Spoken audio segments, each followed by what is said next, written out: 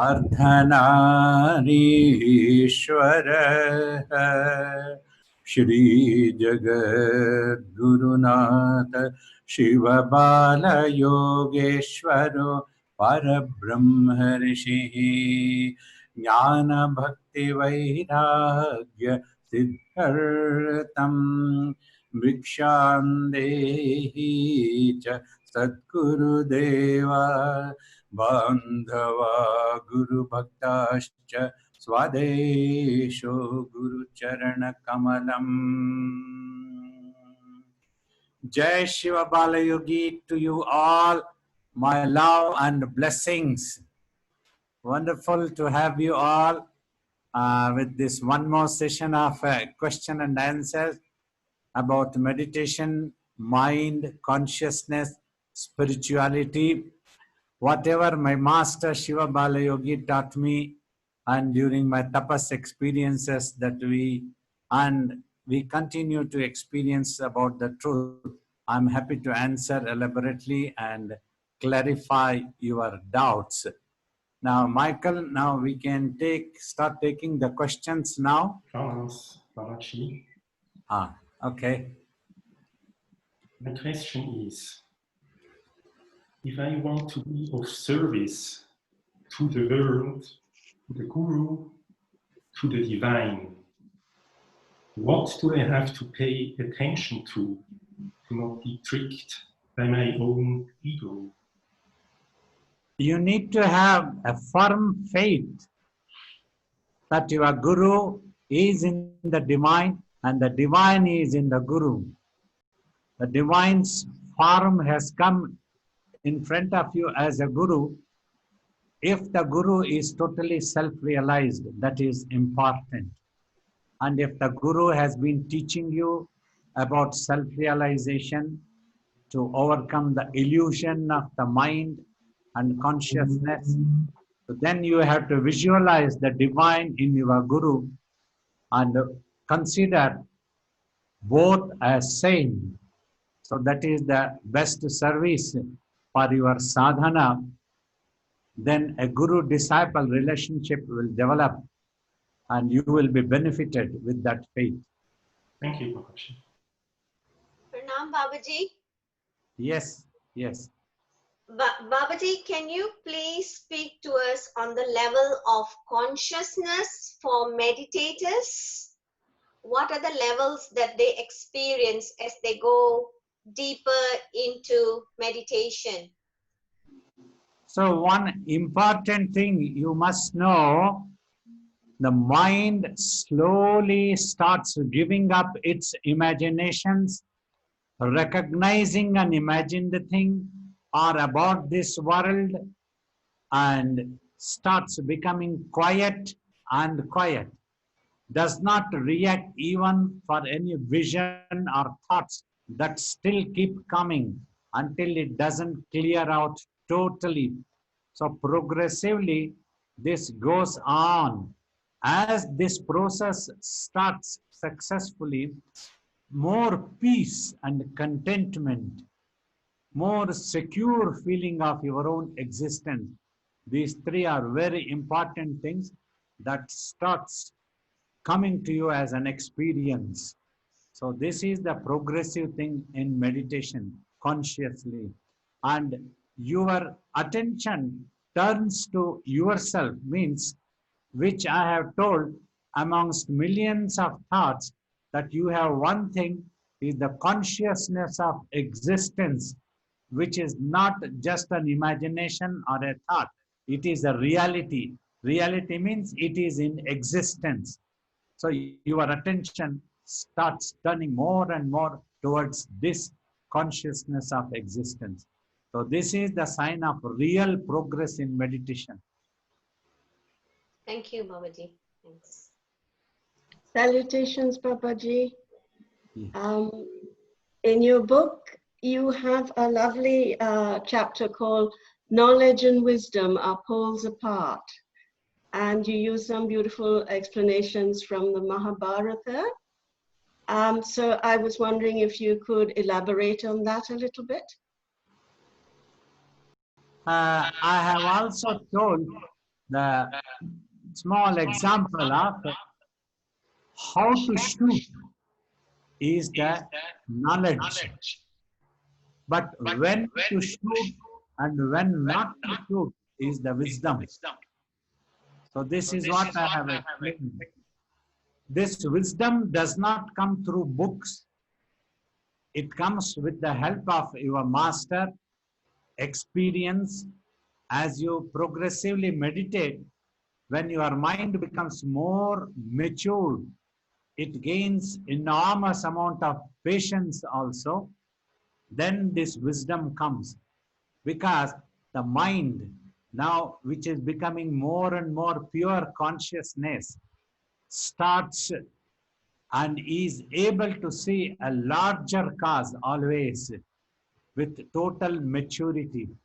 Slowly it gives up its selfishness and narrow-mindedness. So that is how wisdom increases. So you will be able to forgive people, and you will be able to understand others better. You will have better consideration abilities about others.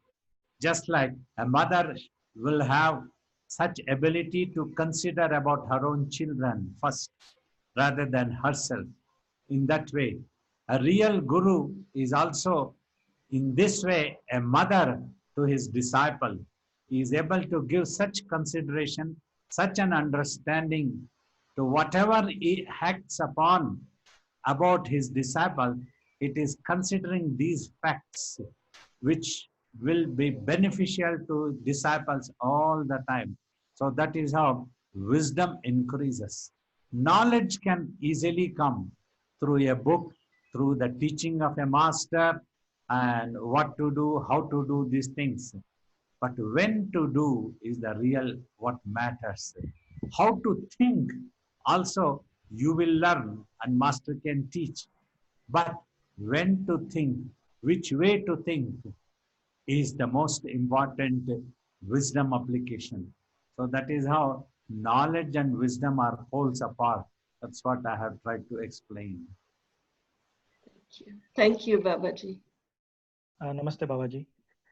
What is the truth of life? And can you please share your wisdom and if meditation helps in finding the truth of life? Truth of life is when you know yourself better, then you will be able to know about your surroundings, your world, everything in a much better way. Because everything is done for one's own self. Everybody's mind is knowingly or unknowingly looking for peace and happiness. Whatever it does, it looks for happiness. If it doesn't get happiness, it doesn't want to do anything. Whether you want to go to a place of worship or a place of entertainment, a place of market, anywhere, if you can get some happiness, if you can get that peace, so then only you do. Now, when you are looking for such happiness for yourself, it is better that you know about yourself first, what you are, how you exist as the immortal soul. This is what our master Shiva Balayogi always advised. Because you do everything for yourself, try to know yourself first, then you will know better what you really need, what you don't need, what you can give to this world, what you can gain. So this is the truth of life that is very important. This is why spirituality is also taught. And then you can take up any way of life in this world and you will be a very successful worldly person.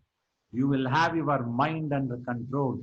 You will be able to make better judgments and see a larger cause always. So this is the truth of life. Thank you, Babaji. Hello, Babaji. Hi. Often you talk in your books and when you're speaking about the mind and the brain. Quite often when I sit in meditation, I also have quite a strong sensation of the body, whether it's awareness of its presence or the tension. So what is the relationship of the mind and the brain to the body? Or is the body just a reflection of the mind? Brain is the biological organ in the body which has given us consciousness of our surroundings and this world. Mind is your own conscious energy. Means, in other words, it is part of you, you only. You are thinking means you are thinking. Your mind is thinking or you are thinking. Both are same.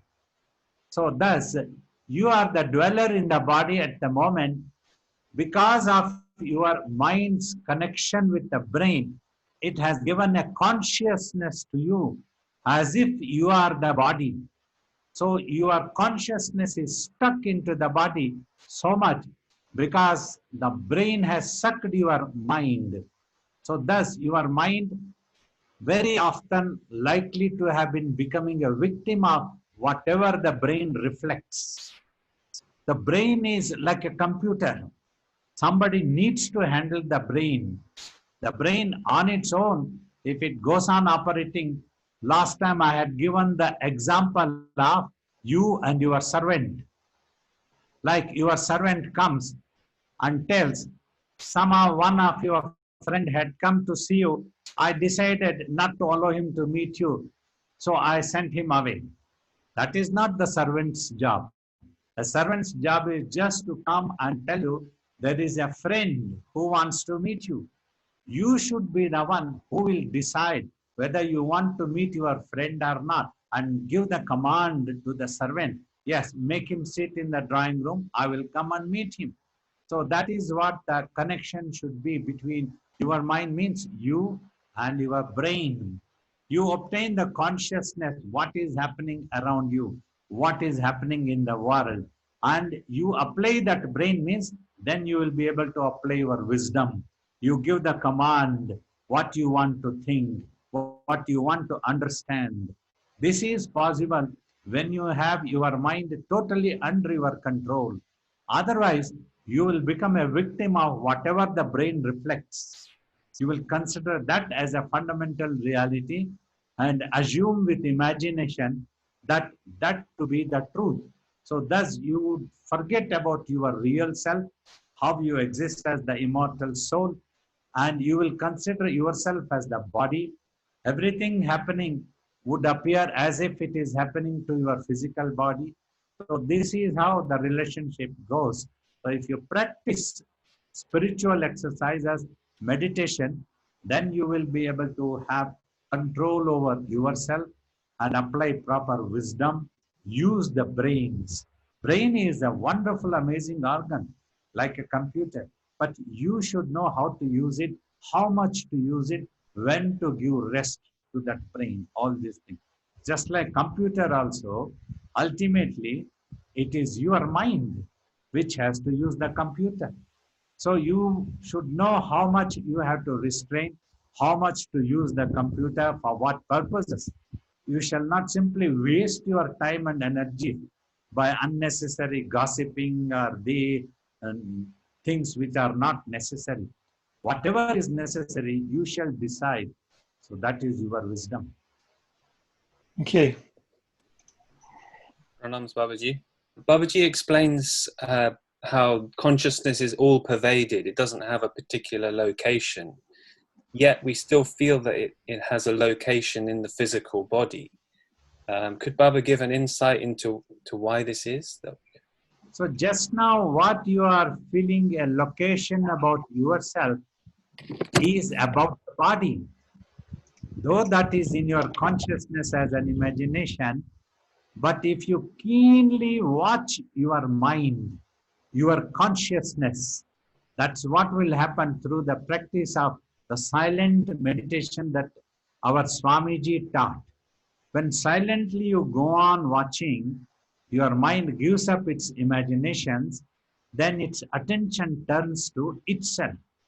When it turns to itself, it will find itself as an infinite, not standing in one location, not existing in any one location. The location is in connection with the objects or the matter or this world.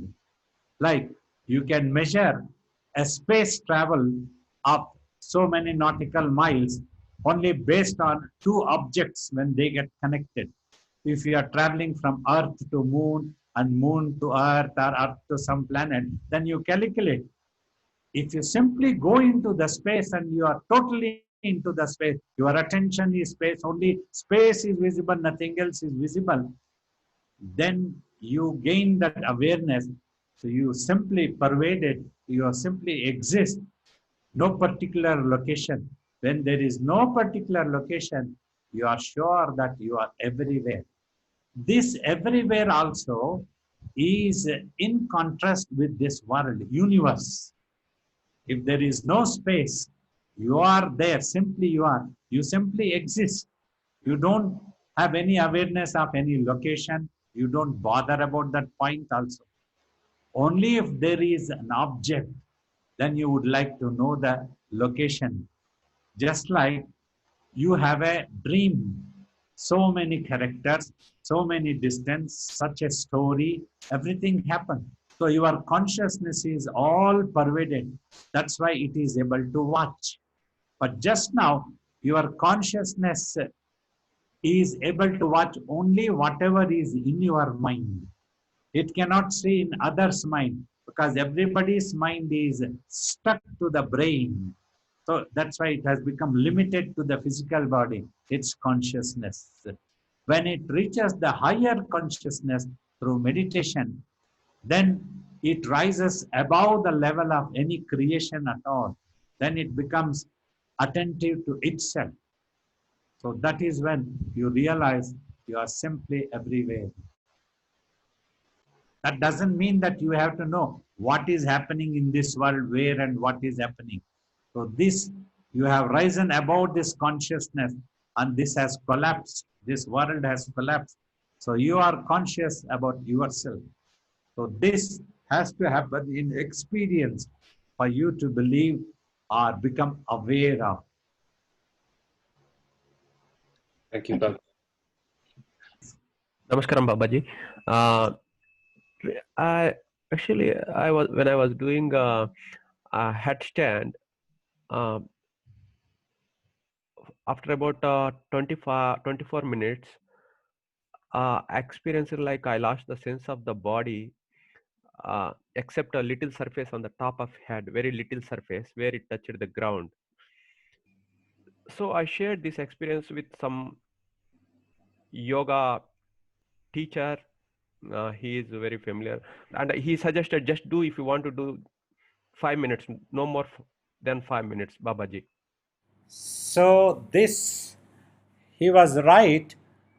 Instead of this, if you try to do simple meditation, what my guru taught, like sitting in any comfortable posture, keeping the eyes gently closed, try to watch in between eyebrows by trying to fix the attention of your eyeball. Then the same experience will come to you after some time when your mind becomes better concentrated, and then that is when it tries to lift the body consciousness also upwards, then tries to delink from the brain's clutches. So that is when a seeker experiences sometimes as if he is on top of his head, somewhere here. So that is why this is known as Sahasrara Kamala. It is symbolically told there is no such lotus with 1,000 petals there. That means a teacher, while explaining to the student, when the mind is able to come here, your consciousness totally once for all, with a long time practice of meditation, that means mind is blossomed, totally purified, it is ready to go to samadhi. So that happens. So for this you have to practice long time meditation, then slowly, progressively, naturally, effortlessly, this experience must happen. Then it will not be harmful. You will also experience enormous amount of bliss. But I would advise that you start with the meditation, the same process again, so that your mind also totally becomes purified and remains contented. Then if this experience happens, then that is much better. It's a very good thing in meditation. That's what I would recommend. Pranams, Babaji. It's wonderful to see you, truly. When you were working in the ashram, when Swamiji was away, and say you were doing some cleaning, some sort of simple mechanical task, how did you keep your mind focused? Did you recite a mantra, or did you keep an image of Swamiji in front of you? All the things. Sometimes I used to recite within my mind as I went on doing the work, the mantra that Swamiji had given, Om Shivaya Shivabala Yogendraya Parabrahmanaya. This came very easily for me, mentally repeating. So I hardly noticed that I was working or what I was doing.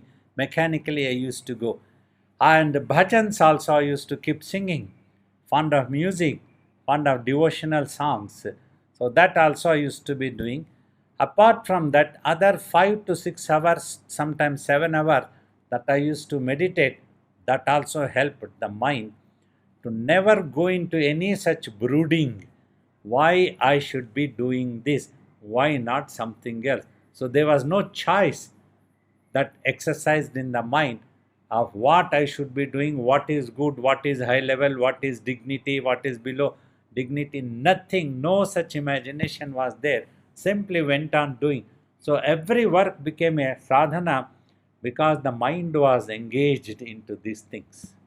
Namaskar, Babaji. I have a question regarding the nature of the self.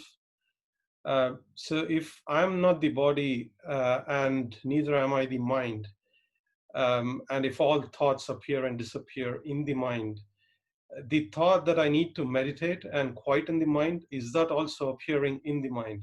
If it is, then isn't that a contradiction? You see, when the mind has to imagine, if it can imagine certain thing as such a thing which can take you to the truth, is the better quality imagination which is needed, just like a ladder. A ladder you would need so that it can take you up onto the terrace. It should not bring you down. So that is what is application of wisdom. And you are thinking, what is the highest thing that you can achieve? What is the highest thing that you are looking for? That's where the master repeatedly teaches everybody in this world, you also looking for peace and happiness, whatever you try to do. That is the ultimate thing. That is why mind also doesn't stops easily. It is looking for such happiness which it had enjoyed by remaining in the self. Now the mind itself is a part of you. When it is into imagination, we call the same as mind. But that mind is not separate from us, our own conscious energy. We means you are thinking and you have to stop thinking.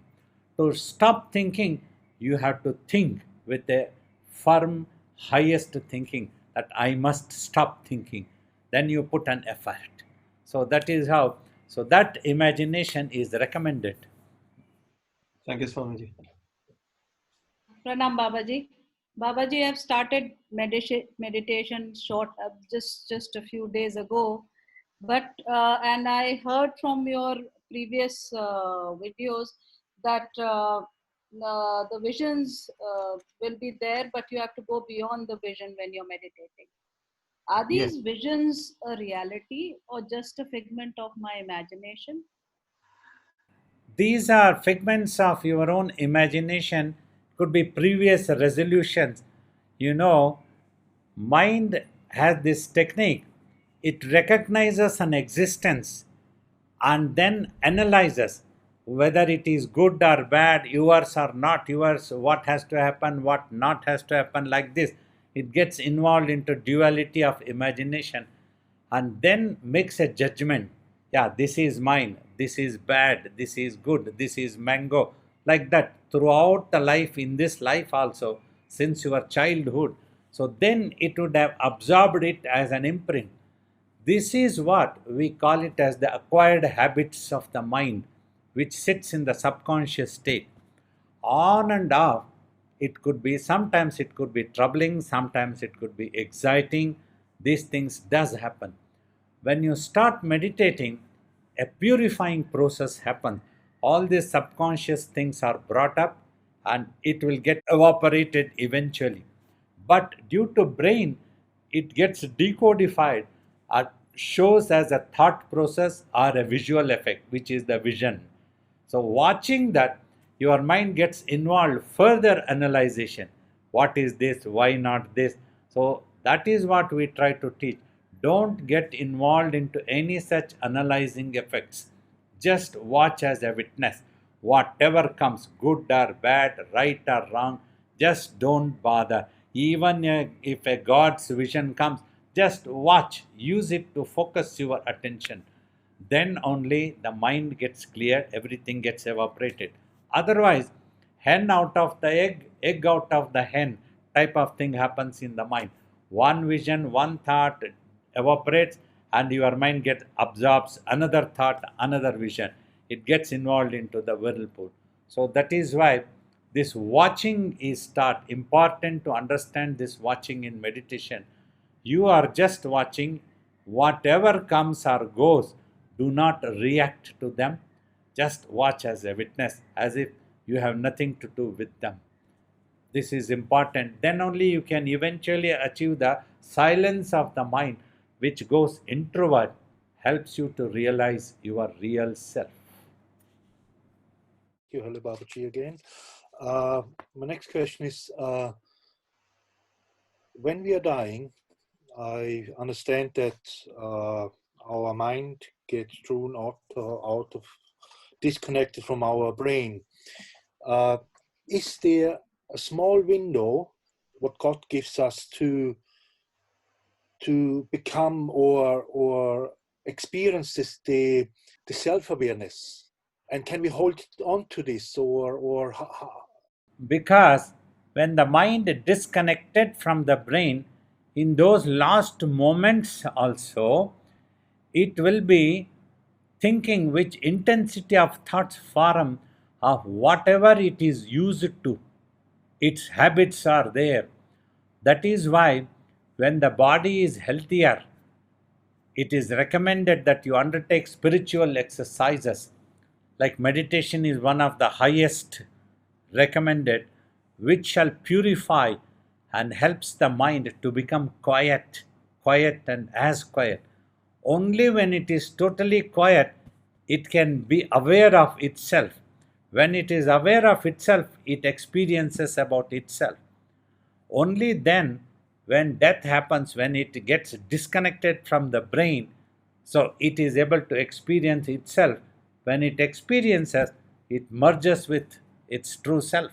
Otherwise, whatever it was into imaginations before the death of the brain, before death had happened, those intensity of thoughts makes you to take a reincarnation, next life, next birth, based on those thought habits. That is what is known as acquired habits of the mind. This is what happens. A good, a bad, any birth, anything, any inclination. That's why we also try to explain, when children are born, parents would like to look after all children equally without any discrimination. Yet, different children pick up different temperaments, attitudes, understanding capabilities, observation capabilities, judgment capabilities. All these things can differ from person to person. This is what happens.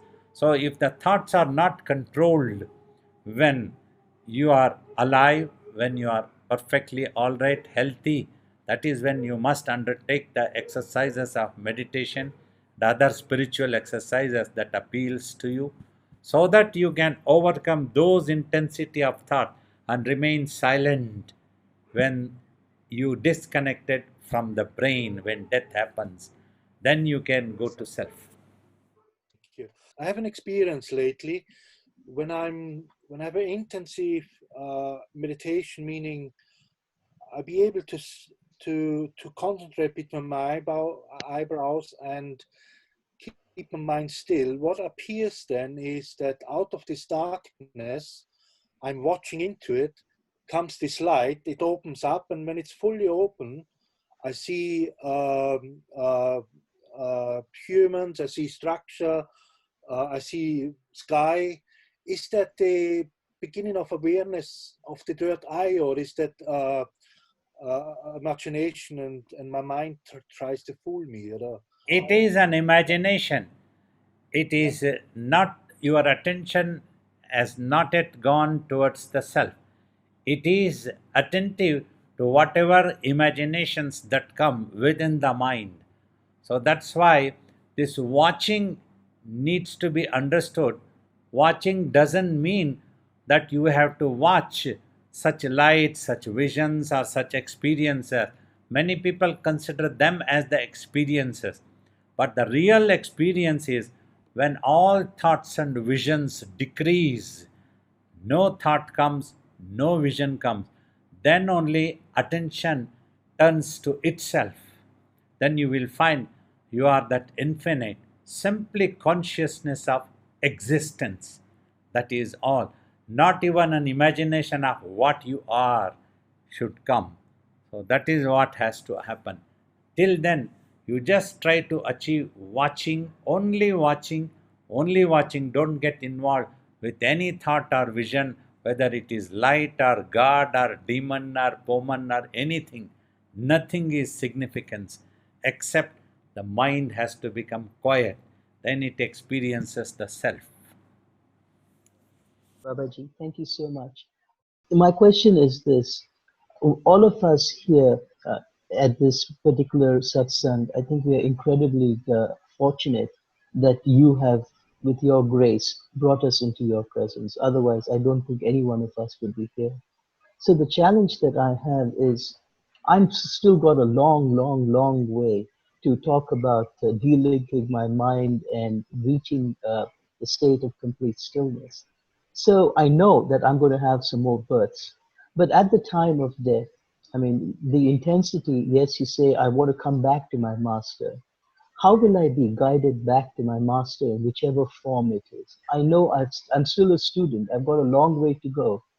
And I'm not at that point where I can say, look, I really want to come back to my master. Right now, I do want to come back to you. So when I pass on, how will I come back to you? Simple.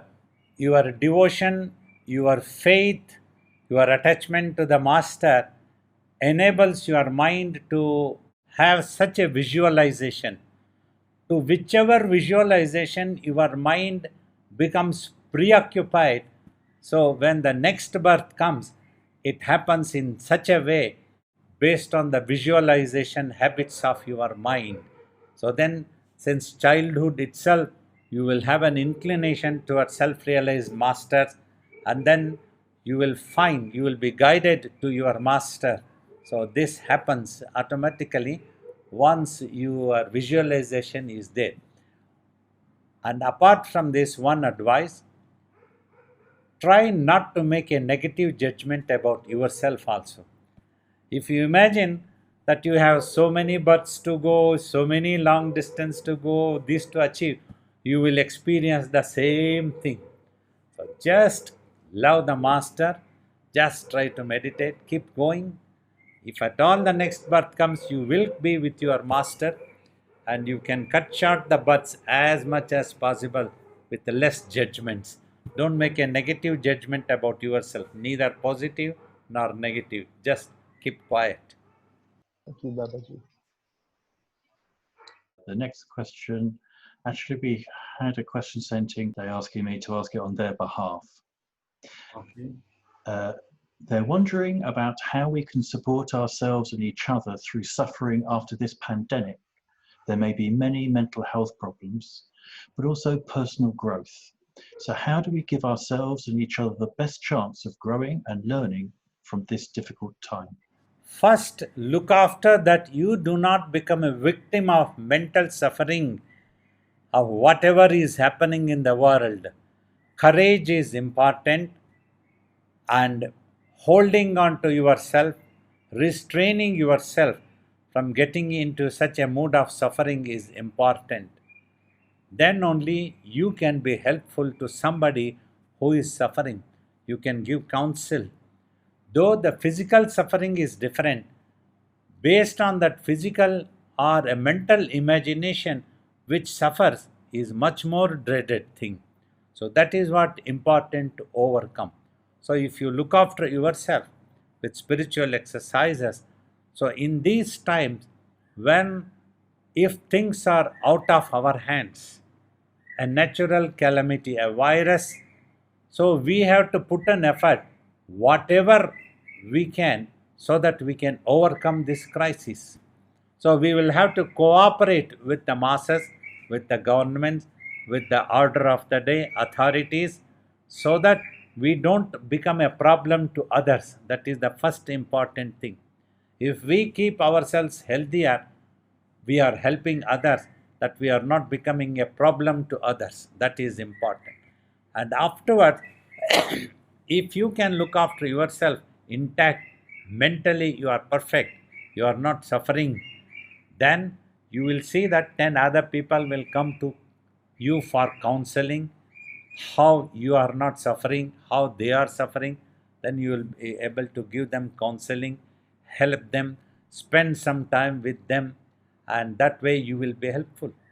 So just like you see, many of you are here, don't know, some of you might be mentally suffering some problems, some tension, something could be there, some spiritual doubts could be there, but I choose to spend some time with you all, so that if I don't work any other miracles, at least I can be helpful to you all to overcome that mental suffering.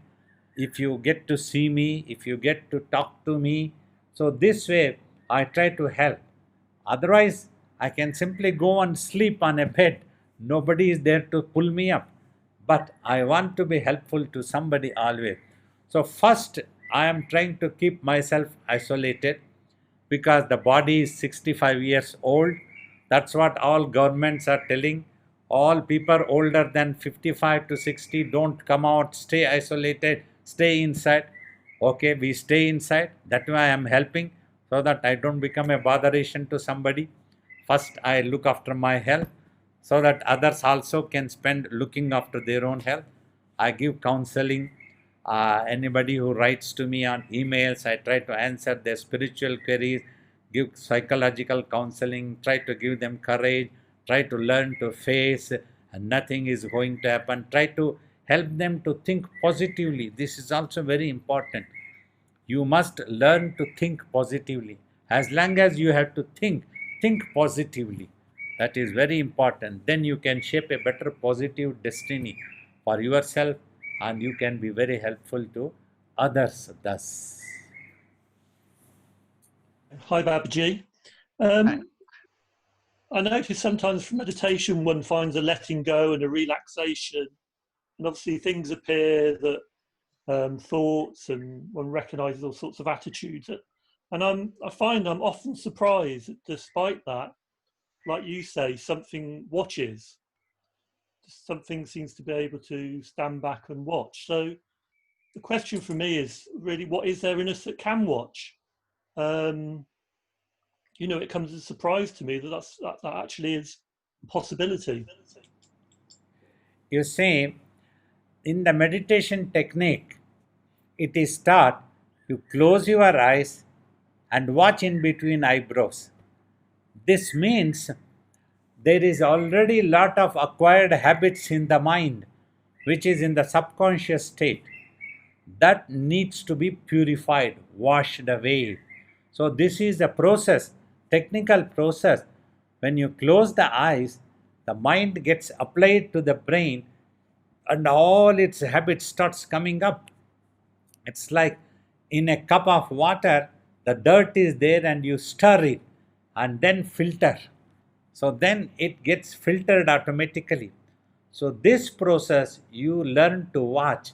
Then you will learn to watch this world also without getting mentally affected.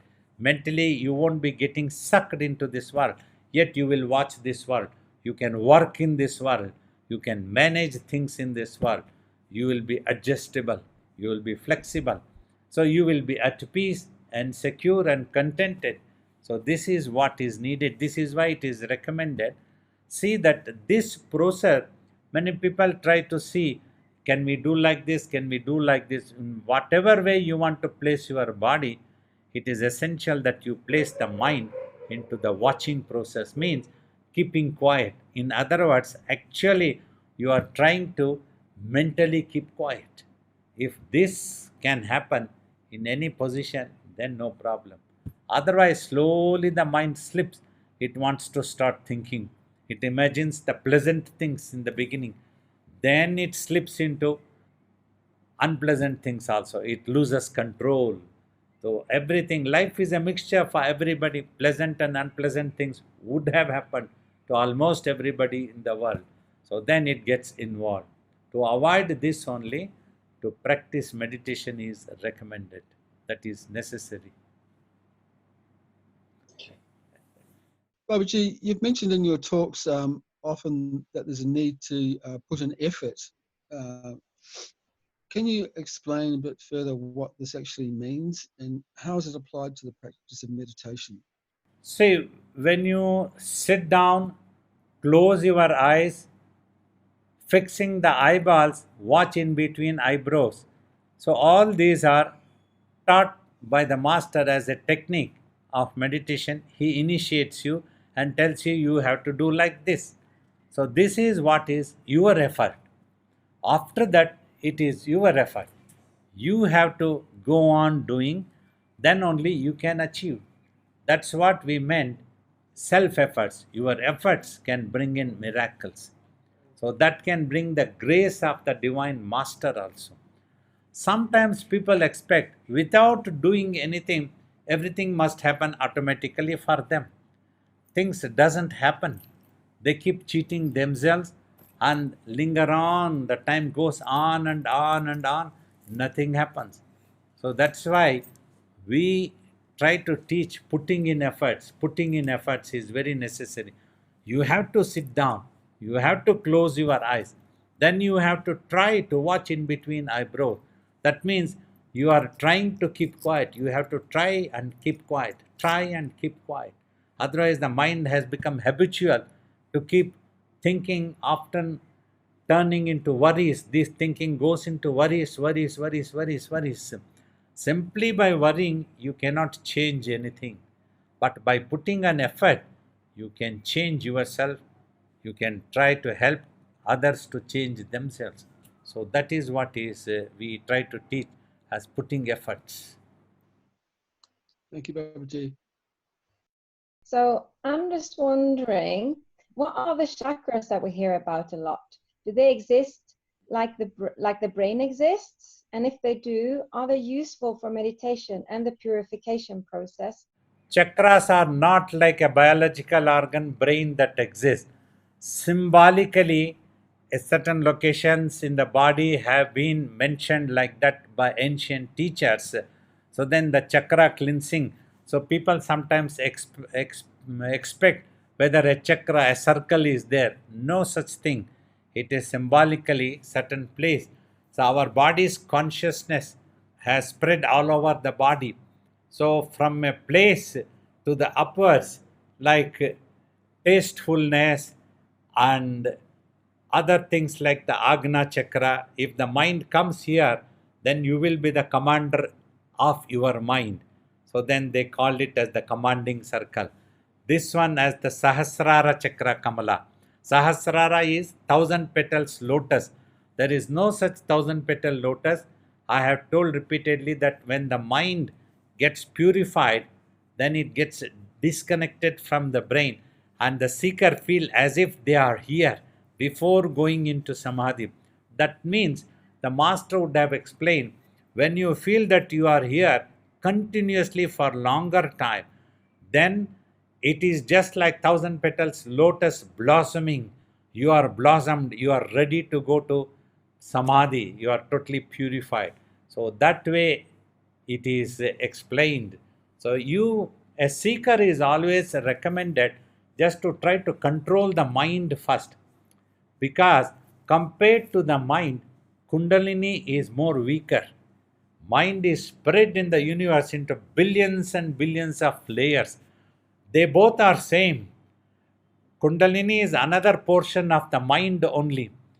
But if the mind comes 100% into the eyebrows, then it lifts the body consciousness also easily. Like the master would have explained, just like a serpent rising, the Kundalini rises. Many students, if they misunderstand there is some serpent, that is wrong thing. A serpent name has been used symbolically. Actually, this is also an infinite consciousness because of which you have obtained yourself as the physical body consciousness. Now, when the mind comes, it lifts the body consciousness easily. They both become one mass and then gets disconnected from the brain to go towards the samadhi. This is what, in simple language, what happens. Otherwise, if you try to lift the Kundalini body consciousness, when the mind does not come easily, because if the mind has a firm conviction that this world is real, it gets sucked into the world. No detachment comes. When it has a firm conviction that this world is impermanent, this is not going to give us a highest or permanent happiness, then the detachment comes, then the mind comes. Then it lifts the body consciousness easily. So this is what the truth is.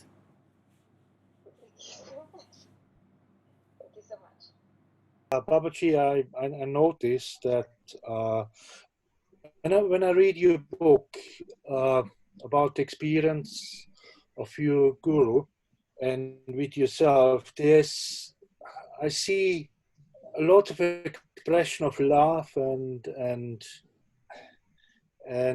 like he said, he could cut you in pieces. You will come together again and stand upright in front of him, And what I noticed between you and me is when I met you, I knew this is Babaji, this is God, this is my teacher. This is the right thing here. But to you, I feel a little bit lack of this love to you, expressing the love to you, One advice and recommendation, because just now it is not possible for you to be physically with me for a long time. Other than that, what you can do in your life, you go on living a life, put in efforts, and whatever results come, whoever behaves in whichever way, if somebody misbehaves with you, ill treats you, humiliates you, whatever comes, good or bad, without making any judgment, offer everything to me. Let this reach my master.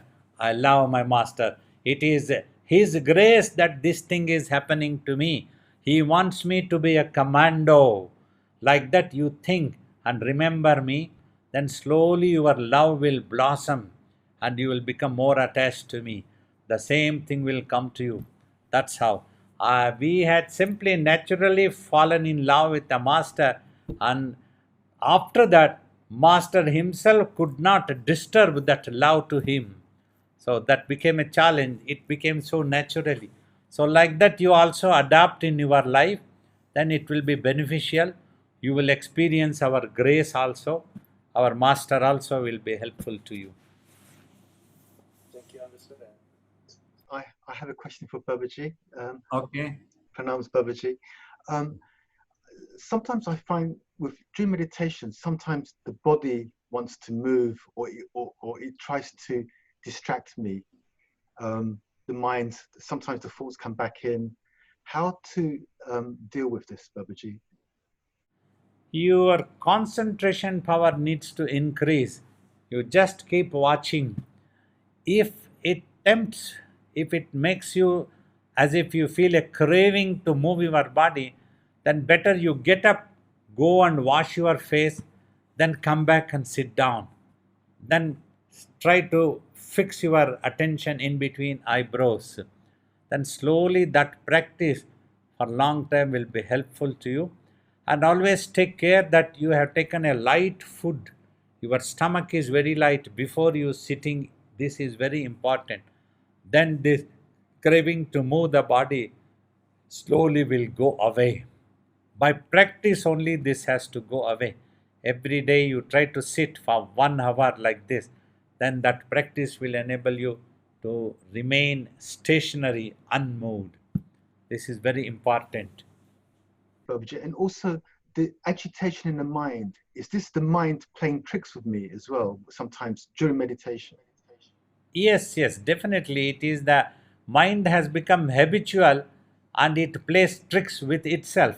It wants to remain in that imagination world, which is not true, which is not giving you any real happiness, but yet it wants to keep fooling itself because it has become habitual.